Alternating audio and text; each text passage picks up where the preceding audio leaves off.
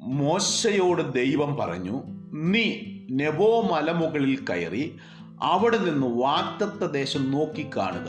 എങ്കിലും ഞാൻ ഇസ്രായേൽ മക്കൾക്ക് കൊടുക്കുന്ന ദേശത്ത് നീ കടക്കുകയില്ല. നെബോ പർവ്വതത്തിന് മുകളിൽ നിൽക്കുന്ന മോശയ്ക്ക് പുറകിൽ മറ്റ് 2 പർവ്വതങ്ങളുണ്ട്.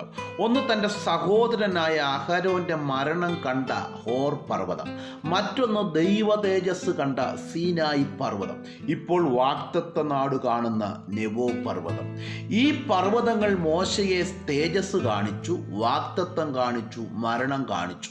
അവസാനം നെബോ പർവ്വതത്തിൽ വെച്ച് മോശ മരിച്ചു. എന്നാൽ അവിടം കൊണ്ട് മോശയുടെ ചരിത്രം അവസാനിക്കുന്നില്ല. കാലങ്ങൾ കഴിഞ്ഞുപോയി. യേശു ശിഷ്യന്മാരുമായി ഉയർന്ന മറ്റൊരു മലയിൽ പ്രാർത്ഥിക്കുമ്പോൾ മോശ യേശുവിന് മുമ്പിൽ നിൽക്കുന്നത് പത്രോസ് കാണുകയാണ്. വാഗ്ദത്ത ദേശം കണ്ട മോശ വാഗ്ദത്ത ദേശത്ത് നിൽക്കുക മാത്രമല്ല, വാഗ്ദത്ത സന്തതിയായ മശിഹായെ കാണുകയും അവനോട് സംസാരിക്കുകയും ചെയ്യുകയാണ്. നമ്മെക്കുറിച്ചുള്ള ദൈവിക പദ്ധതി ഈ ഭൂമിയിൽ മാത്രമല്ല, വരുവാനിരിക്കുന്ന ലോകത്തിലും നമ്മെപ്പറ്റി ദൈവിക പദ്ധതികളുണ്ട്. അന്ന് വാഗ്ദത്ത നാട്ടിൽ പ്രവേശിച്ചവർക്കാർക്കും വാഗ്ദത്ത മശിഹായായ ക്രിസ്തുവിനെ കാണാൻ കഴിഞ്ഞില്ല. എന്നാൽ മോശയ്ക്കത് കഴിഞ്ഞു.